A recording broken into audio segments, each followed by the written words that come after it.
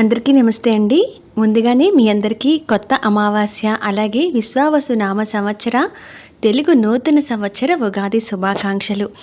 మీకు ఈ ఉగాది ఎంతో కలిసి రావాలని, మీ జీవితాల్లో ఎంతో విజయాన్ని పొందాలని మనస్ఫూర్తిగా కోరుకుంటున్నాను. ఈ వీడియోలో గ్రామదేవత పూజకు సంబంధించి కొన్ని సందేహాలు అడిగారు. వాటితో పాటు అమ్మవారికి ఉద్వాసన ఎలా చెప్పాలి, ఏ రోజు పూజాపీఠాన్ని కదపాలి, నిత్య పూజా మందిరంలో చేసుకున్నా కూడా ఉద్వాసన చెప్పవలసి ఉంటుందా, ఇవన్నీ కూడా ఈ వీడియోలో షేర్ చేస్తున్నానండి. ఎక్కడ స్కిప్ చేయకుండా వినండి. ఇంకా ఏదైనా సందేహాలు ఉంటే నాకు కింద కామెంట్ సెక్షన్లో తెలియజేయండి. అలాగే ఛానల్ నచ్చితే కనుక వీడియోస్ని లైక్ చేసి సబ్స్క్రైబ్ కూడా చేస్తారనుకుంటున్నాను. ముందుగా మార్చి 29వ తారీఖు మనకి శని అమావాస్య. ఈరోజే కొత్త అమావాస్య కూడా. అమావాస్య అనగానే లక్ష్మీదేవి అమ్మవారికి పూజలు సహజంగా చేసుకుంటూ ఉంటాం. మరి ఈ ఉగాది ముందు వస్తున్న ఈ కొత్త అమావాస్య మాత్రం లక్ష్మీదేవితో పాటు ఊరి గ్రామ దేవతను కూడా పూజించడం ఆనవాయితీగా వస్తూ ఉంటుంది. అమ్మవారికి ఉపారం అంటారు, భోజనం అనొచ్చు, నైవేద్యం, బోనం అంటారు. ఇలా రకరకాల పేర్లతో పిలిచి చద్దిని కానీ ఇటువంటివి అమ్మవారికి నివేదన చేస్తూ ఉంటారు, బలి ఇస్తూ ఉంటారు. ఇలా రకరకాలుగా వారి వారి ఊరి గ్రామ పద్ధతులను బట్టి పూజన చేసుకుంటూ ఉంటారు. అయితే అమ్మవారికి ఆనవాయితీ ఉండాలని అడిగారు. ఎటువంటి ఆనవాయితీ అవసరం లేదండి. గ్రామ పొలిమేళ్లలో ఉండే ఈ అమ్మవారు ఆ గ్రామానికి ఏ విధంగా అయితే రక్షగా కాపలాగా ఉంటారో అదే విధంగా ఇంట్లో ఈ పూజను చేసుకోవటం వల్ల ఆ కుటుంబానికి కూడా అమ్మవారు రక్షగా ఉంటారని, అనారోగ్యాల బారి నుండి బయటపడతామని, అపమృత్యు భయాలు లేకుండా ఉంటామని ఒక నమ్మకం. అందుకని గ్రామదేవత పూజని ఇంట్లో అందరూ కూడా చేసుకోవచ్చు. ఇప్పటి వరకు చేయని వారు కూడా చక్కగా చేసుకోవచ్చు. అయితే ఇటువంటి ఫేస్లు అనేవి మీ దగ్గర అమ్మవారికి పెట్టడానికి లేకపోతే కనుక చిన్న పసుపు ముద్ద రూపంలో కూడా పెట్టుకొని చేసుకోవచ్చు. లేదా వేపాకును ముద్దగా నూరి అలా కూడా పెట్టుకొని అమ్మవారిని ఆరాధించవచ్చు. అమ్మవారికి ఉపాహారం ఎలా పెట్టాలి, ఏమేమి వండాలి, ఎలా వడ్డించాలని నేను ఒక వీడియో షేర్ చేశానండి. దాంట్లో చద్దిని కూడా ఎలా ప్రిపేర్ చేసుకోవాలో ఒక వీడియోని షేర్ చేశాను సపరేట్గా. ఎండ్ స్క్రీన్స్లో ఇస్తాను, చెక్ చేయండి. అయితే ఇవన్నీ తప్పనిసరిగా పెట్టాలా అన్నారు. ఇవి గ్రామదేవతకి గరగలని వస్తుంటారండి ఇంటింటికి కూడా. అలా కూడా చాలా ఊళ్ళలో గరగలని ఎత్తుకొని తల మీద అమ్మవారిని పెట్టుకొని వస్తూ ఉంటారు. వాళ్ళు వచ్చారు అంటే వాళ్ళని కాళ్ళు కడిగి వాళ్ళకి ఈ విధంగా మర్యాద చేస్తూ కూడా, అంటే అమ్మవారు వచ్చినట్టుగా భావించి వారు పోసి అమ్మవారికి పసుపు కుంకుమ ఇవన్నీ కూడా సమర్పిస్తూ ఉంటారు. అలాగే నైవేద్యం పెడుతూ ఉంటారు. ఇలా ఊరు పద్ధతులను బట్టి ఉంటుందని చెప్పాను కదా. అలా అందరూ కూడా ఎక్కువగా అమ్మవారికి పూర్ణం బూరెలు, గారెలు, ముద్దపప్పు, అన్నము, నెయ్యి, బెల్లం ముక్క ఇవైతే తప్పనిసరిగా పెడతారు. ఇక్కడ నేను చూపించిన పదార్థాలన్నీ కూడా పెడతారు. పానకం, వడపప్పు, చలిమిడి. ఒకవేళ ఇవన్నీ మేము వండి పెట్టలేము అంటే అతి సులువుగా చద్దిని ప్రిపేర్ చేసుకొని, ఆ చద్ది అంటే దద్దోజనంలాగా పెరగన్నం కలుపుతాం కదా, దాని మీద ఒక ఉల్లిపాయ పెడతారు, కొంతమంది బెల్లం ముక్క పెడతారు. పెట్టి అలా కూడా అమ్మవారికి నివేదన చేయవచ్చు. ఒకవేళ మీకు ఏదైనా పరిస్థితుల వల్ల అది కూడా మేము చేయలేకపోయాము అని అనుకుంటే పానకం, వడపప్పు, చలిమిడైనా తప్పనిసరిగా అమ్మవారి దగ్గర పెట్టండి. అవే మీరు ప్రసాదంగా స్వీకరించండి చాలు. ఈ ఉపహారం చేసిన వాళ్ళైతే తప్పనిసరిగా చాకలికి ఇస్తారండి. అమ్మవారికి, అమ్మవారి తమ్ముడు పోతురాజుకి ఇద్దరికి నైవేద్యం పెట్టిన తర్వాత చాకలికి ఇస్తారు. అలా వారు ఈ భోజనం అంతా తీసుకొని చక్కగా కడుపు నిండా తిన్న తర్వాత మనని దీవిస్తారు కనుక వారి దీవెళ్ళు మనకి చలవ చేస్తాయన్నమాట. అమ్మవారు దీవించినట్టుగానే చాకలి వారు దీవిస్తే మనం అంత గౌరవంగా, అంత మంచిదిగా భావిస్తాం కనుక వారికి అంత ప్రత్యేకత ఉంటుంది. ఈ పూజలో వారికి ఉపహారాన్ని ఇవ్వాలి. ఒకవేళ వారు లేకపోతే ఎలా అండి అని అడిగారు. ఎవరికైనా మన ఇంట్లో ఒకసారి పని చేస్తూ ఉంటారు మన ఇంట్లో, అటువంటి వారికైనా సరే అమ్మవారి పేరు చెప్పి ఒక మనిషి కడుపు నిండా తినటానికి పనికొచ్చేవి ఇస్తున్నాం కనుక అలా కూడా ఇవ్వచ్చండి. చాకలి వారు లేకపోతే కనుక మీరు అలా ఇవ్వండి. అమ్మవారికి కూడా చీర తప్పనిసరిగా పెట్టాలని అన్నారు. చీర అమ్మవారికి ఇచ్చేయాలన్నారు. ఇది కూడా అంతే. మీరు అమ్మవారికి ఇంట్లో పెట్టుకున్న దేవుని దగ్గర, అంటే దేవాలయంలో అమ్మవారికి చూపించొచ్చిన మీరు తెచ్చుకునే అలవాటు ఉంటే మీరే తెచ్చి కట్టుకోవచ్చు. మీరు ఈ గ్రామదేవత దగ్గర చీర పెట్టి ఉగాది రోజు మరుసటి రోజు ఆ చీర కొత్త చీర కట్టుకోవచ్చు. లేదు మేము అమ్మవారికి పూర్తిగా ఇచ్చేస్తాము అని అంటే ఈ అమ్మవారి దగ్గరికి ఇంట్లోనే ఆ చీర చూపించవచ్చు. మళ్ళీ దేవాలయానికి కూడా తీసుకువెళ్ళి ఆ చీర పూర్తిగా అమ్మవారికి ఇచ్చేసి రావచ్చు అనమాట. ఇది మీ పద్ధతిని బట్టి, మీ ఇష్టాన్ని బట్టి ఉంటుందండి. ఎలా చేసినా పర్లేదు. కనీసం ఒక జాకెట్ ముక్క, పసుపు కుంకుమ, గాజులు, పూలు ఇవి మాత్రం అమ్మవారికి పూర్తిగా దేవాలయం ఇవ్వదలుచుకుంటే అమ్మవారికి పూర్తిగా ఇచ్చేసిరండి. ఇక అలాగే ప్రెగ్నెంట్ లేడీస్ చేయొచ్చా ఈ పూజ అని అడుగుతున్నారు. కొంతమంది ఇంట్లో 5th మంత్ లోపల పూజలు చేస్తారు, కొంతమంది ఇంట్లో 7th మంత్ లోపల చేస్తూ ఉంటారు. మీ ఇంటి పద్ధతిని బట్టి పెద్దవాళ్ళని అడిగి తెలుసుకొని మీరు ఈ లోపు నెల వరకు ఉంటే మీరు చక్కగా అమ్మవారి పూజన చేసుకోవచ్చు. అయితే ఉపవాసాలు లాంటివి ఏమి ఉండకండి. కింద కూర్చొని చేయలేకపోతే నుంచోనైనా అమ్మవారికి ఒక నమస్కారం చేసుకుని నిత్య పూజా మందిరంలో సరిపోతుంది. కానీ ఆరోగ్యపరంగా తగు జాగ్రత్తలు తీసుకుంటూ ఈ అమ్మవారి పూజని నిరభ్యంతరంగా మీరు కూడా చేసుకోవచ్చు. ఏ సమయంలో ఈ పూజను చేయొచ్చు అని అడిగారు. నేను పూజా విధానంలో షేర్ చేశానండి. మనం అమ్మవారికి నైవేద్యాలు ఇవన్నీ ప్రిపేర్ చేసుకోవాలి కనుక తెల్లవారుజామే లేచేయాలని ఏమీ లేదు.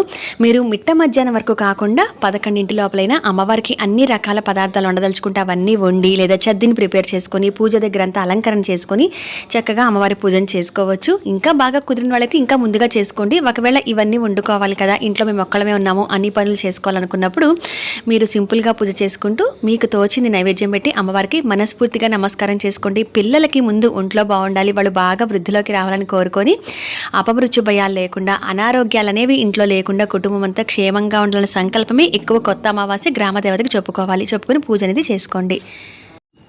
గ్రహణం కదా ఈసారి అన్నారు. గ్రహణం నియమాలు వచ్చేసి నేను చెప్పానండి ఆల్రెడీ ఒక వీడియోలో. అయితే గ్రహణం అనేది మన ఇండియాలో మనకి కనబడదు కాబట్టి ఎటువంటి నియమాలు మనం పాటించిన అవసరం లేదు. ప్రెగ్నెంట్ లేడీస్ కూడా ఏమీ పాటించనక్కర్లేదు. కానీ ఇంట్లో ఉండే వాళ్ళైతే కనుక కాస్త జాగ్రత్త తీసుకుంటూ రెస్ట్ తీసుకుంటూ ఆ టైంలో కొంచెం మీరు అమ్మవారి నామస్మరణ, స్వామివారిది ఏదైనా పాటలు కానీ స్తోత్రం కానీ చదువుతూ సమయాన్ని గడపండి ఆధ్యాత్మికంగా. అంతే తప్పితే మిగతా మనం ఏవి నియమాలు పాటించక్కర్లేదు. ఈ కొత్త అమావాస్య శని అమావాస్య కూడా కాబట్టి నవగ్రహాలకు పూజ చేసుకోవచ్చు. శివాలయానికి వెళ్ళి నవగ్రహ ప్రదక్షిణలు చేసుకొని రావచ్చు, శివుడికి అభిషేకం చేసుకోవచ్చు, అమ్మవారికి ఈ విధంగా పూజ చేసుకోవచ్చు. కొత్త అమావాస్య లక్ష్మీదేవి పూజ కూడా చేసుకోవచ్చు. ఎవరైతే గ్రామదేవత పూజ మేము ఇంట్లో చేసుకోలేము అనుకున్న వాళ్ళు లక్ష్మీదేవి అమ్మవారి పూజ అయితే చేసుకోండి. అయితే కొత్త అమావాస్య గ్రామదేవత పూజలో ఈ విధమైన ఒక ప్రత్యేకమైన దీపాన్ని అయితే నేను వెలిగించి చూపించానండి. ఒక విధంగా గ్రామదేవత పూజ పూర్తిగా చేసుకోలేకపోయినా కనీసం ఈ ఒక్క దీపమైనా పెట్టుకోండి. ఈ దీపం ఒక విధంగా అమావాస్య పరిహారం కింద కూడా పనిచేస్తుంది. మనకి నరదిష్టి తగిలిందని లేకపోతే ఎవరైనా మన మీద ఇలా ఉంటారు అంటే వాళ్ళ కళ్ళు మన మీద పడ్డాయని కానీ ఇలా ఫీల్ అవుతూ ఉంటాము, నరఘోష ఉందని అనుకుంటూ ఉంటాం కదా. ఆ నెగిటివ్ ఎనర్జీ కూడా ఇంట్లోంచి వెళ్ళిపోవడానికి అవ్వచ్చు. ఎటువంటి నెగిటివ్ ఎనర్జీ గడప దాటి రాకుండా ఉండటం కోసం ఈ విధమైన ప్రత్యేక దీపాన్ని అయితే వెలిగించండి. ఈ దీపం కొండెక్కుతుంది కదా, తర్వాత ప్రమిదల్ని పక్కన పెట్టేసిన తర్వాత మీరు సాయంత్రం వరకు కూడా ఆగక్కర్లేదు. మీరు ఉదయమే ఈ విధంగా నీ వేపాకులు ఏవైతే ఉన్నాయో సింహద్వారం దగ్గరికి వచ్చేసి మీరు దిష్టి అనేది ఇంటికి తీసి ఎవరు తొక్కని ప్రదేశంలో పోయండి. ఒకవేళ మేము సాయంత్రం వేళలో చేసుకోవచ్చు అంటే ఈ నీటిని అలానే పక్కకు తీసి పెట్టుకొని మీరు ఈ నీటితో దిష్టి తీసి ఎవరు తొక్కని ప్రదేశంలో పోయండి. నెగిటివ్ ఎనర్జీ కూడా రాకుండా ఉంటుంది. ఎందుకంటే అమ్మవారికి ప్రత్యేకంగా త్రిశక్తి స్వరూపిణిగా ఆ దీపం వెలిగించుకున్నాం కాబట్టి మీకు ఇది పరిహారంగా కింద కూడా పనికొస్తుందన్నమాట. కొబ్బరికాయ కూడా తప్పనిసరిగా కొట్టాలా అన్నారు. అది మీ ఇష్టం అండి. కొడితే మంచిదే, దేవాలయంలో కొట్టుకొని రావచ్చు, లేదంటే ఇంట్లో కొట్టచ్చు, లేదా మరుసటి రోజు ఉగాదికి ఎలాగో కొడతామనంటే ఈ రోజు లేకపోయినా పర్లా అమ్మవారికి ఈ విధమైన నైవేద్యాలు సరిపోతాయి. ఇక అమ్మవారికి ఉద్వాసన ఎలా చెప్పాలో చూద్దాము. ఉద్వాసన అనేది రేపు శనివారం మనం కొత్త అమావాస్య పూజను చేసుకుంటాం కదా 29వ తారీఖు. ఆ రోజున ఉదయం పూజ చేసుకొని సాయంత్రం వేళలో కూడా 6-6:30 దాటిన తర్వాత అమ్మవారికి మరొకసారి దీపారాధన చేసి పాలు పండు నైవేద్యం పెట్టి ఆ తర్వాత దీపం ఉండంగానే ఈ విధంగా 3 సార్లు మీరు అమ్మవారి ఫేస్ పెట్టుకోండి, లేదా పక్కన ప్లేట్లో నేను బొట్లు పెట్టా కదా అలా ఉండనియండి. లేదంటే కనుక ఒక చిన్న వేపాకు ముద్ద లేదా పసముద్ద రూపంలో ఎలా పెట్టుకున్నారో అక్కడ కదిలిస్తూ కూడా ఆ పీఠాన్ని 3 సార్లు నేను స్క్రీన్ ఇచ్చిన ఈ మంత్రాన్ని చెప్తూ కూడా అమ్మవారికి ఉద్వాసన చెప్పండి. చెప్పిన తర్వాత ఈ దీపం కొండెక్కిపోతుంది కదా నార్మల్ దీపారాధన. ఆ తర్వాత ఈ పూజల వస్తువులన్నీ సర్దుకోవచ్చు. అమ్మవారికి పెట్టిన నిమ్మకాయలు ఏవైతే ఉన్నాయో ఆ నిమ్మకాయల్ని మీరు పూజలో వాడినవ్వచ్చు, మాలవ్వచ్చు, మీరు ప్రసాదంగా ఇంట్లో వాడుకోవచ్చు.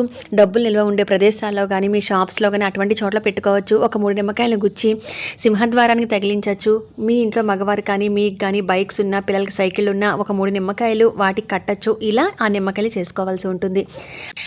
ఒక కుండలో ఈ విధంగా వేపాకులు వేసి నీరుని మీరు పూజలో పెట్టుకొని ఉంటే కనుక ఇదే వేపాకులతో ఇల్లంతా కూడా చల్లండి. ఇది పూజ అయిన తర్వాత వెంటనే ఉదయం పూట కూడా తీసేసి కుండని సాయంత్రం వరకు ఉంచిన అవసరం లేదు. ఉదయం పూజ అయిన తర్వాత అమ్మవారికి నైవేద్యాన్ని సమర్పించిన తర్వాత ఈ కుండ పక్కకి తీసుకొచ్చి ఇల్లంతా కూడా మీ బాల్కనీస్ అవ్వచ్చు, కిచెన్ అవ్వచ్చు, వంటగది, ఇంట్లో ఏవైనా అన్ని రూమ్స్కి కూడా చల్లేసి ఆ తర్వాత మిగతా చెట్లో ఏదైనా ఆ నీటిని పోసేయండి. ఇది కూడా నరఘోష అనేది నెగిటివ్ అనేది లేకుండా చేస్తుందన్నమాట అమ్మవారి పూజలో ఉంచిన వేపాకు నీళ్లు కాబట్టి. ఇక వస్త్రం కానీ వేపాకు లీవ్స్ కానీ ఇవన్నీ కూడా ఎవ్వరు తొక్కని ప్రదేశంలో లేదా పారే నీటిలో వేయాలి. అమ్మవారికి మీరు నిమ్మకాయలతో చేస్తుంటే నిమ్మకాయలు వాడుకుంటారు కదండి. ఇక అమ్మవారికి పెట్టిన ఫేస్ ఏదైతే ఉందో ఆ ఫేస్ని తీసి పక్కన పెట్టుకోవచ్చు. ఇది శనివారం సాయంత్రం వచ్చేసి మనం చేసేది. ఒకవేళ మేము సాయంత్రం దాకా ఉంచడానికి అవ్వదండి మాకు అని అనుకుంటే కనుక శనివారం పొద్దున్న నైవేద్యం అన్నీ పెట్టేసిన తర్వాతనే కదిలించవచ్చు. కానీ సాధ్యమైనంత వరకు సాయంత్రం వేళలో కూడా మరొకసారి దీపారాధన చేశాక ఉద్వాసం చెప్పండి. లేదు మేము 2-3 రోజులు ఉంచుకొని కూడా పూజ చేస్తామంటే మరుసటి రోజు ఉగాది మీరు ఉద్వాసం చెప్పి శనివారం తీయకపోతే ఆదివారం ఉగాది రోజు కూడా మళ్ళీ ఉదయం సాయంత్రం దీపారాధన చేయవలసి ఉంటుంది. అమ్మవారి ఇంట్లో ఉన్నప్పుడు మనం పూజ చేయకుండా అలా వదిలేయకూడదు. ఉదయం చేయాల్సి ఉంటుంది. మళ్ళీ సోమవారం ఉదయం మరొకసారి దీపారాధన చేసి ఉద్వాసం చెప్పాల్సి ఉంటుంది.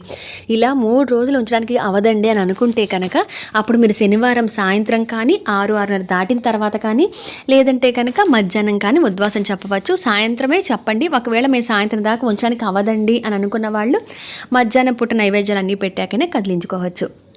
ఈ తర్వాత ఈ పూజా సామాన్ అంతా సర్దేసుకోవచ్చండి. అయితే ఇక్కడ మీరు పూజాపీఠాన్ని ఏర్పాటు చేసి పెట్టున్నా ఈ విధంగా కదిలిస్తారు. నిత్య పూజా మందిరంలో కదిలించాలా అని అంటే నిత్య పూజా మందిరంలో కొన్నిటికి ఉద్వాసం చెప్పరు. ఎందుకనంటే వాళ్ళు నిత్యం పూజ చేసుకుంటుంటారు కాబట్టి, వాళ్ళు రోజు నైవేద్యం పెడతారు, నిత్య పూజ చేసుకుంటారు కాబట్టి పర్లేదు. కానీ గ్రామ దేవత పూజ నిత్యం చేయరు కదండి, ఇలా ప్రత్యేకమైన రోజులను చేస్తారు కాబట్టి నిత్య పూజా మందిరంలో చేసిన వాళ్ళు కూడా ఉద్వాసం చెప్పండి. మరుసటి రోజు ఉగాది పూజ మళ్ళీ ప్రారంభించండి కొత్తగా. అలాగే ఈ పూజాపీఠ ప్రత్యేకంగా పెట్టి మీరు చేస్తుంటే ఉగాది రోజు ఎలాగో లలితా నవరాత్రులు ఉగాది పూజ చేయాలన్నా ప్రత్యేకంగా, లేదా లలితా నవరాత్రులకు ప్రత్యేకంగా పూజాపీఠం పెట్టుకోవాలంటే మళ్ళీ మనం ఏవి అలంకరించుకోనక్కర్లేదు. ఈ అమ్మవారి వస్తువులన్నీ కూడా నెమ్మదిగా తీసి పక్కన పెట్టి అదే పూజాపీఠం మీద మీరు మళ్ళీ లలితమ్మవారి ఫోటో పెట్టుకుని నవరాత్రులు కూడా చేసుకోవచ్చు. అమ్మవారి ఫేస్కి నేను కొంచెం పసుపుతో పెద్ద బొట్టు పెట్టా కదండి, ఇలా ఏదైనా మీరు అలంకరించుకున్నా పసుపు గౌరీ రూపంలో అమ్మవారిని పూజించినా సరే ప్రతిరోజు కూడా మొహానికి రాసుకోవచ్చు. ఉద్వాసం చెప్పి తీసేసిన తర్వాత ఆ పసుపు ముద్దని పెళ్ళైన వారైతే సూత్రాలకు రాసుకోవచ్చు, పెళ్లి కాని అమ్మాయిలు అయితే మొహానికి రాసుకోవచ్చు. కానీ కాళ్ళకు మాత్రం రాయకూడదు. ఇంకా ఒకవేళ ఆ పసుపు మిగిలితే కనుక మీరు వాటర్లో కలిపేసేసి నిమజ్జనం చేసేసి తులసి చెట్లో పోసుకోవచ్చు, లేదా వేరే ఏదైనా ట్రీ మొదట్లో పోసేయచ్చు. మరి పసుపు వినాయకుడిని పెట్టుంటే కనుక తులసి చెట్లో పోయకండి. ఆ నీటిని పసుపు వినాయకుడిని నీటిలో నిమజ్జనం చేసిన తర్వాత వేరే చెట్లో పోయండి. అంతేకాని తులసి చెట్లో మాత్రం పసుపు వినాయకుడిని పెట్టకండి. ఇక అలాగే అమ్మవారికి ఇలా ఏదైనా చెంబులో మీరు బియ్యం కానీ పూజలు ఏదైనా బియ్యం కానీ పెట్టుకొని ఉంటే ఈ బియ్యాన్ని నాన్ వెజ్ వండినప్పుడు కాకుండా విడిగా రోజుల్లో అన్నం వండుకోవడానికి వాడచ్చు, లేదా ఏదైనా ప్రసాదంగా చేసుకునైనా తినచ్చు.